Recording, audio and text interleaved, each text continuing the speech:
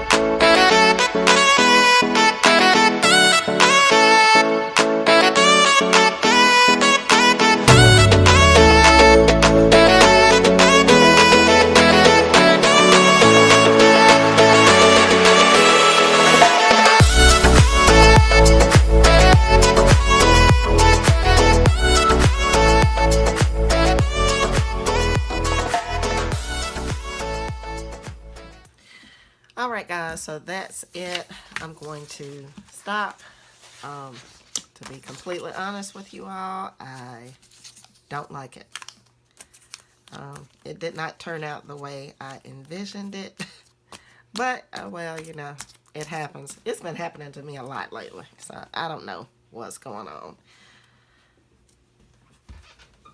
But I'm going to leave it. And, you know, I'm going to write in it nonetheless. So, everything is good. Alright guys, so if you like this video, make sure you give me a thumbs up and leave me a comment down below. And if you want to see more videos, make sure you hit the subscribe button. And until next time, happy planning.